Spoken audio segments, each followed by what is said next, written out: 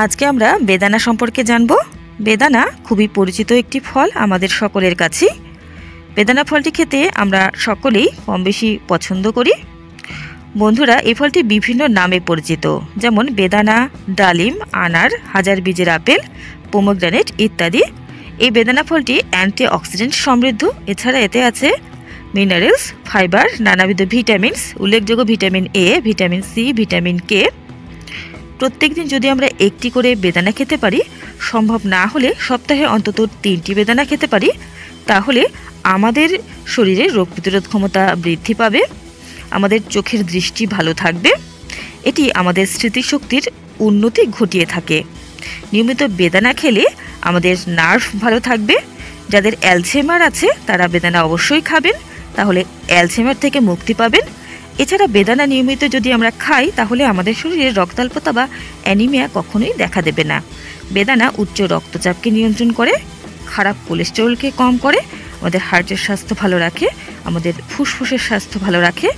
Muscles pain কম করতে চাইলে বেদানা খেতেই হবে। এছাড়া যাদের গিটে গিটে প্রচণ্ড পরিমাণে ব্যথা, তারাও বেদানা খাবেন, তাহলে এই ব্যথার থেকে মুক্তি পাবেন। বন্ধুরা, বেদানা যদি আমরা নিয়মিত খাই, তাহলে কিন্তু আমাদের দাঁতের স্বাস্থ্য ভালো থাকবে, দাঁতের প্লাক কখনোই জমবে না। এছাড়া বেদানা আমাদের ত্বকের তারুণ্য ধরে রাখতে সহায়তা করে থাকে। নিয়মিত বেদানা খেলে ত্বক উজ্জ্বল হবে এবং ত্বকের অবাঞ্ছিত দাগছোপ দেখা দেবে না। চুলের স্বাস্থ্য ভালো রাখে বেদানা। বেদানা এতটাই উপকারী আমাদের শরীরের পক্ষে বলে বোঝানো সম্ভব নয় একটি ভিডিওতে। বন্ধুরা, বেদানা খেলে ব্যাকটেরিয়া এবং ভাইরাস আমাদের শরীরে প্রবেশ করতে পারবে না। এছাড়া বেদানা প্রেগনেন্ট মহিলাদের পক্ষেও কিন্তু খুবই হিতকারী। ছোট্ট শিশু থেকে বৃদ্ধ সকলেই বেদানা খাবেন, তবে কিছু কিছু ক্ষেত্রে বেদানা না খাওয়াই ভালো। যেমন যাদের ঠান্ডা লাগার ধাত আছে তারা বেদানা খাবেন না, যারা ব্লাড থিনার ইউজ করছেন তারা বেদানা খাবেন না, যারা মানসিক রোগী তারাও বেদানার থেকে দূরে থাকবেন।